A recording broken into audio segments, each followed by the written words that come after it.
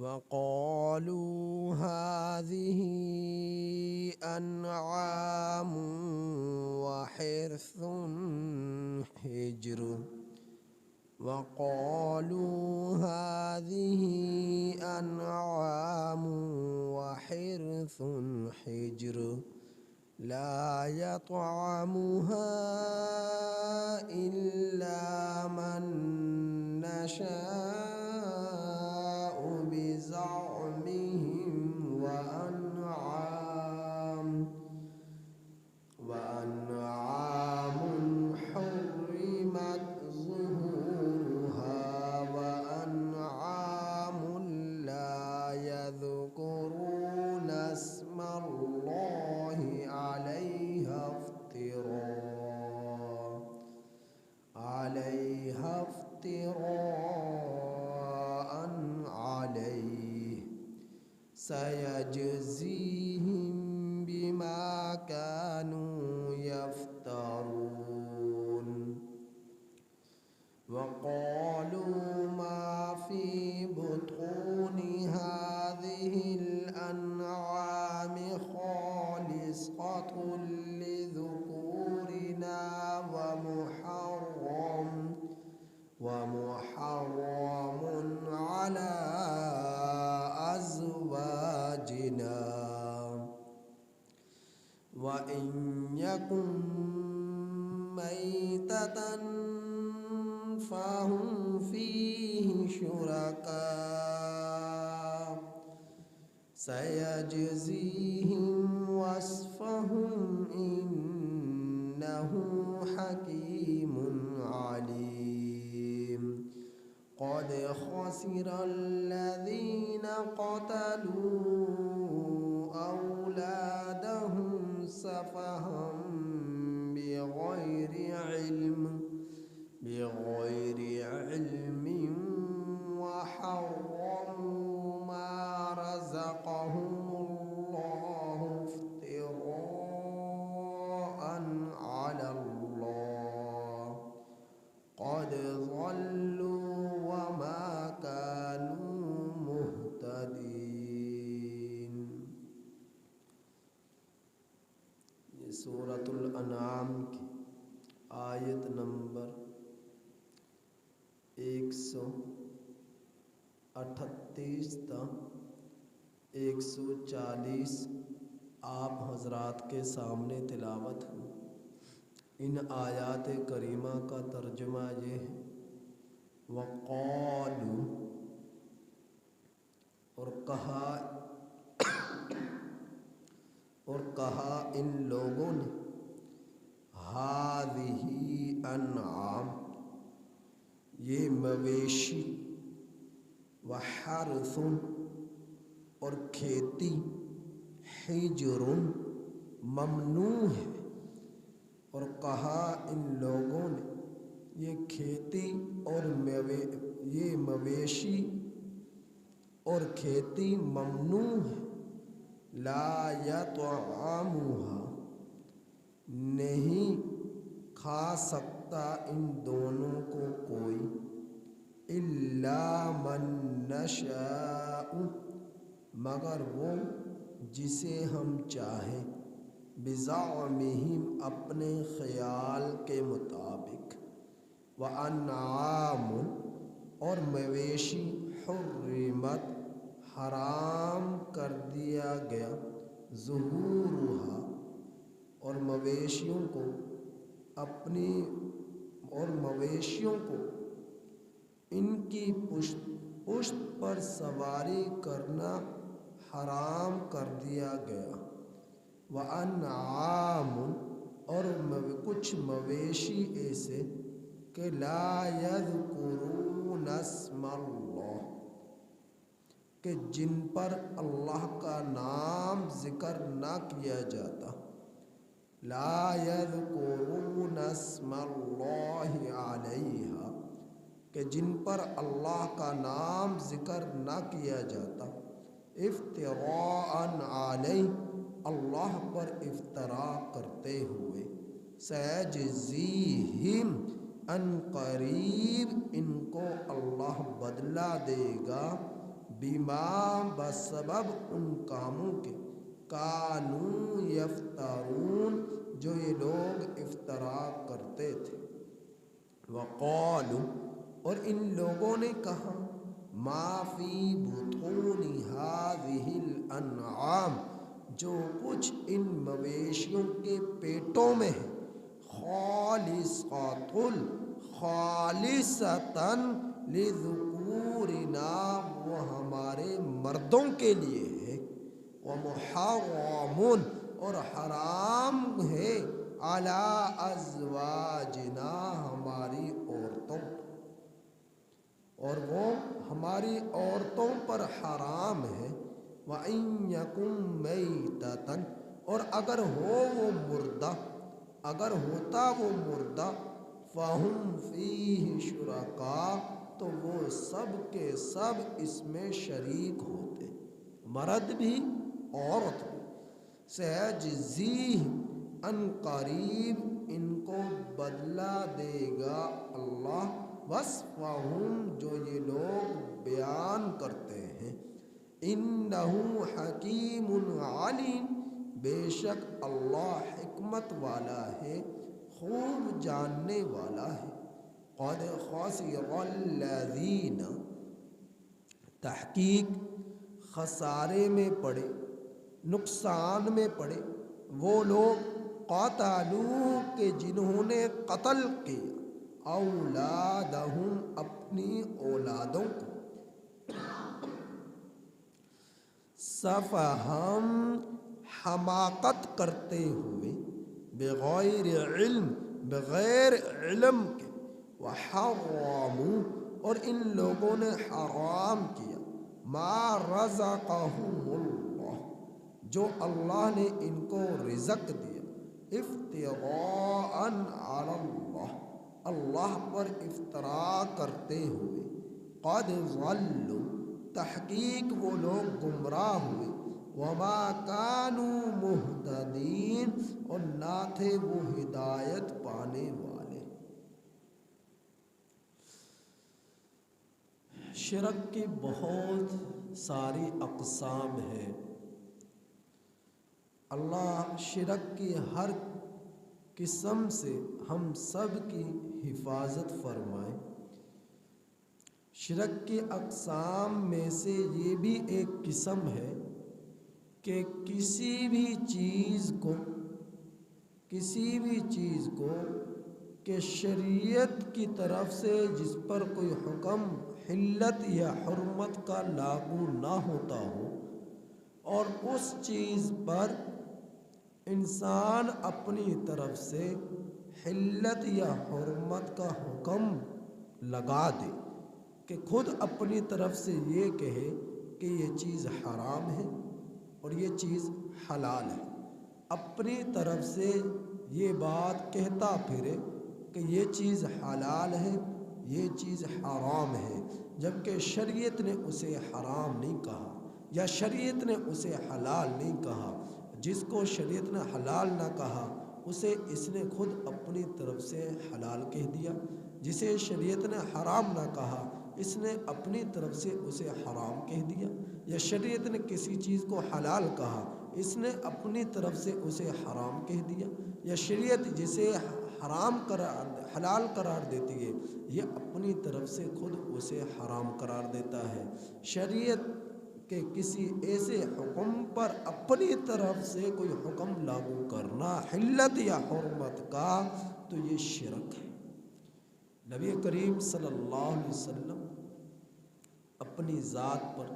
شہد کھانا حرام قرار دے دیا اپنے لیے صرف اپنی ذات کے لیے قسم کھا لی کہ میں آج کے بعد شہد نہیں کھاؤں گا. اللہ نے سورۃ التحریم میں فرمایا یا ایھا النبی لما تحرم ما احل اللہ لک تبتغی مرضات ازواجک. اے نبی آپ کیوں اس چیز کو حرام قرار دیتے ہیں جسے اللہ نے آپ کے لیے حلال قرار دیا ہے. قد فرض اللہ لکم تحلت ایمانکم تحقیق تمہارے لیے کھولنا ہے تمہارے لیے فرض ہے کہ تم اپنی قسموں کو توڑ ڈالو، کہ آپ اپنی قسم کو توڑ ڈالیں اور اس کا فدیہ ادا کریں، قسم کو توڑنے کا کفارہ ادا کرے اور جو ہے قسم کو توڑے اور شہد کو اپنے لیے حرام قرار نہ دے۔ اب نبی کسی چیز کو اپنی ذات کے لیے بھی جو اللہ نے حلال قرار دی اسے اپنے اوپر حرام قرار دے کہ میں آج کے بعد کبھی بھی شہد نہیں کھاؤں گا، تو اللہ نے اس پر بھی قرآن اتار دیا کہ جسے میں نے حرام نہیں قرار دیا آپ کیوں اسے حرام قرار دیتے ہیں۔ یہ کس کے لیے؟ اللہ فرما رہے اس پیغمبر جو پوری دنیا کائنات کا پیغمبر ہے اور آخری انسان تک اس کی نبوت ہے، ہر ایک کو اسی کے دین میں آنا پڑے گا، قیامت تک کے لیے شریعت اسلام نبی کریم صلی اللہ علیہ وسلم کی شریعت ہے اور اسی پر عمل کرنا پڑے گا۔ تو اس پیغمبر کے لیے اللہ فرما رہے کیوں آپ حرام قرار دیتے ہیں جس کو اللہ نے حلال قرار دیا ہے؟ تو اپنی یہ شرک کی اقسام میں سے قسم ہے کہ کسی بھی چیز کو اپنے لیے حلال قرار دینا یا حرام قرار دینا، جبکہ اللہ نے اسے حلال بنایا ہے، یہ کہ نہیں حرام ہے، یا اللہ نے اسے حرام بنایا کہ اس کا کھانا حرام ہے، اس کا استعمال حرام ہے، اور یہ کہ نہیں حلال ہے۔ تو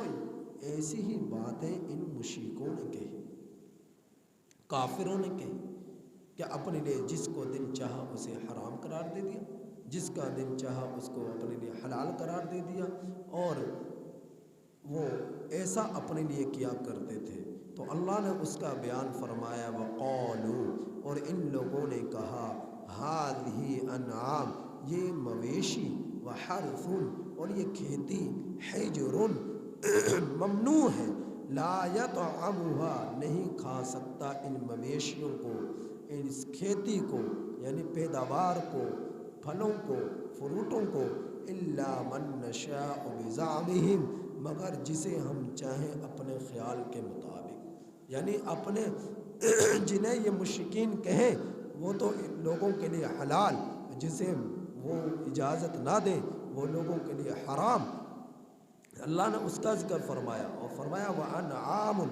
حُرِّمَتْ ظُهُورُهَا، اور کچھ مویشی ایسے تھے کہ انہوں نے ان کی پشتوں پر سواری کرنا اپنے لیے حرام قرار دیا، کہ ان کی پشتوں پر سواری کرنا حرام ہے۔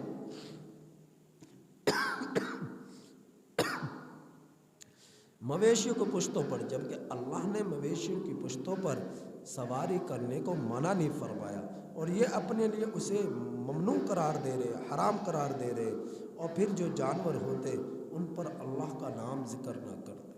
اللہ کا نام ذکر نہ کرتے اور غیر اللہ کا نام ذکر کرتے اور اسے کھاتے۔ مثلاً جب کسی جانور کو ذبح کیا جاتا ہے تو اس پر اللہ کا نام لیا جاتا ہے، بسم اللہ اللہ اکبر، بسم اللہ اللہ اکبر، بسم اللہ اللہ اکبر کہہ کر اس جانور کے گلے پر چھری چلائی جاتی ہے، اسے ذبح کیا جاتا ہے۔ تب اس طرح کا جانور جس پہ اللہ کا نام ذکر کیا جائے وہ جانور حلال بھی ہو تو لوگوں کے لیے اس کا کھانا حلال ہے، حرام نہیں ہے۔ لیکن اگر کسی جانور کو ذبح کرتے وقت کہا جائے جس طرح مشرکین کہتے کہ جانور تبھی حلال ہوگا جب ہمارے لات، منات، عزا اور حبل کے نام پر اس کو ذبح کیا جائے، چنانچہ وہ لوگ جب جانور کو ذبح کرتے تو یوں پڑھتے بسم اللاتی، بسم العزا، بسم الحبل، بسم المنات، یہ کہہ کر یہ لوگ اس جانور کو ذبح کرتے، اللہ کا نام نہ لیتے، اللہ کا نام نہ لیتے۔ تو ایسا جانور جس پر غیر اللہ کا نام لیا جائے، اللہ کے نام کو چھوڑ کر اور اسے ذبح کیا جائے تو شریعت اس کی حلت کی اجازت نہیں دیتی، اس جانور کا گوشت کھانا حرام ہے، اس جانور کا جو ہے گوشت کھانا حرام ہے۔ اسی طرح پر فقہاء اکرام نے تو یہاں تک بتلایا کہ اگر کوئی شخص کسی جانور کو ذبح کرتے ہوئے یوں کہے بسم موسیٰ، بسم ابراہیم، بسم محمد صلی اللہ علیہ وسلم، تو پیغمبروں کے نام پر کسی نام کو ذکر کرے، یہاں تک کہ پورا درود شریف پڑھ کر کسی جانور کو ذبح کرے، یہاں تک کہ پورا درود شریف پڑھ کر کسی جانور کو ذبح کرے تو ایسے جانوروں کا گوشت کھانا بھی حلال نہیں ہے۔ مثال کے طور پہ کوئی یوں کہے میں موسیٰ کے نام پر اس جانور کو ذبح کرتا ہوں، بسم موسیٰ بسم ابراہیم، میں ابراہیم کے نام پر اس جانور کی گردن پر چھری چلاتا ہوں۔ مثلا یوں کہے بسم موسیٰ، میں موسیٰ کے نام پر اس جانور کی گردن پر چھری چلاتا ہوں۔ بسم آدم، میں آدم علیہ السلام کے نام پر اس جانور کی گردن پر چھری چلاتا ہوں۔ یہ جانور حلال ہے، لیکن غیر کا نام لے کر چاہے نبی ہی کا نام کیوں نہ ہو اس جانور کا گوشت کھانا حرام ہو جائے گا۔ آپ نبی کریم صلی اللہ علیہ وسلم کا نام لے کر کسی جانور کو ذبح کرے بسم محمد صلی اللہ علیہ وسلم، تو آپ صلی اللہ علیہ وسلم کا نام، اللہ کے نام کو چھوڑ کر جانور کے گردن پر چھری چلاتے ہوئے لیا، تب بھی اس جانور کا گوشت کھانا حرام ہو جائے گا۔ آپ جانور کی گردن پر پوری سورہ یاسین پڑھ لیں، درود شریف پڑھ لیں، کتنا بڑا اجر ہے سورہ یاسین پڑھنے کا، کتنا بڑا ثواب ہے درود شریف پڑھنے کا۔ آپ جانور کی گردن پر سورہ یاسین پڑھ کر ذبح کر ڈالیں، چھری کر ڈالیں، چلا ڈالیں، اور آپ صلی اللہ علیہ وسلم پر درود بھیج کر آپ اس جانور کی گردن پر چھری چلا ڈالیں، تب بھی اس جانور کا گوشت کھانا حرام ہے، کیونکہ اللہ کے نام نہیں لیا گیا، اللہ کا نام نہیں لیا گیا۔ تو درود شریف پورا پڑھ کر آپ چاہے ذبح کیوں نہ کریں۔ اللہم صلی علی محمد وعلی آل محمد کما صلیت علی ابراہیم وعلی آل ابراہیم انک حمید مجید کہہ کر آپ کیوں نہ اس کی گردن پر چھری چلا ڈالیں، تب بھی اس جانور کا گوشت کھانا آپ کے لیے حرام ہوگا، حلال نہیں ہوگا۔ ہاں حلال تب ہوگا جب اللہ کا نام لے کر اس جانور کی گردن پر چھری چلائے۔ تو مشرکین یہ کیا کرتے تھے، اللہ کے نام کو چھوڑ کر غیر کے نام اس جانوروں پر ذبح کرتے، لات کے نام پر جانور کو ذبح کرتے، منات کے نام پر اس جانور کو ذبح کرتے، حبل کے نام پر اس جانور کو ذبح کرتے، عزا کے نام پر اس جانور کو ذبح کرتے، اور اللہ کی طرف اس جانور کو منسوب کرتے کہ یہ اللہ نے حکم دیا ہے۔ تو اللہ رب العزت نے فرمایا یہ ان کی حرکات تھی۔ اللہ نے فرمایا سیجزیہم بما کانوا یفترون، ان قریب اللہ ان کو بدلہ دے گا بسبب ان کے ان کاموں کو جو لوگ افطرا باندھتے ہیں۔ پھر اللہ نے فرمایا کہ ان لوگوں کی ایک حرکت یہ بھی تھی، وقالوا ما فی بطون هذه الانعام، کہ یہ لوگ کہا کرتے جو کچھ ان جانوروں کے پیٹوں میں ہے خالصۃ لذکورنا، وہ خالص ہمارے مردوں کے لیے ہے، ومحرم علی ازواجنا، اور ہماری عورتوں پر وہ حرام ہے۔ اگر وہ جانور زندہ اس جانور کے پیٹ سے بچہ پیدا ہو جاتا، نر ہوتا یا مادہ ہوتی، وہ کہتے کہ یہ ہمارے مردوں کے لیے ہے، اور خدا نہ خواستہ اگر جانور کے پیٹ سے جانور پیدا ہوتا مردہ، تو وہ کہتے وہ اس مردہ جانور سب شریک ہوتے، یعنی سب اس کے حصے دار ہیں، سب اس کے مالک ہیں، سب اس سے فائدہ اٹھا سکتے ہیں۔ تو اللہ نے ان کی اس حرکت کا بھی ذکر کیا کہ مردہ ہوتا تو عورتوں کو بھی شریک کرتے، مردہ ہوتا تو مردوں کو بھی شریک کرتے، اگر زندہ بچہ ہوتا تو مرد ہی مرد صرف شریک ہوتے، عورتوں کو اس کی شرکت سے نکال دیا جاتا، یعنی عورتوں کو اس میں کوئی حصہ نہ ملتا، عورتوں کو کوئی اس میں حصہ نہ ملتا، حق نہ ملتا، صرف مردوں کو دیا جاتا۔ اللہ نے فرمایا کہ برے ہی یہ کام جو یہ لوگ کیا کرتے ہیں، برے ہی یہ کام جو یہ لوگ کیا کرتے ہیں، سیجزیہم وصفہم، ان قریب اللہ ان کو بدلہ دے گا جو یہ لوگ بیان کرتے ہیں کہ مردار کو تو عورت کے لیے شریک کرتے ہیں، حصے دار بناتے ہیں مردار میں، اور جو زندہ ہوتا ہے اس میں عورتوں کو نکال دیتے ہیں۔ یہ اپنی طرف سے کیا انہوں نے حصے تقسیم کر لیے، تقسیم تو وہ ہے جو اللہ نے بیان فرمائی ہے کہ مردوں کو کیا ملنا ہے، عورتوں کو کیا ملنا ہے۔ ہاں ایک دو چیز ہیں جس میں اللہ رب العزت نے فرمایا کہ عورتوں کے لیے جائز ہے، مردوں کے لیے جائز ہے، عورتوں کے لیے حرام ہے، یا عورتوں کے لیے جائز ہے، مردوں کے لیے حرام ہے۔ کئی متعدد چیزیں ایسی ہیں جن پر اللہ نے بیان فرمایا کہ یہ مرد ان کا استعمال کر سکتے ہیں، عورتیں نہیں کر سکتی، یا عورتیں کر سکتی ہیں مرد نہیں کر سکتے۔ مثلاً مرد جو ہے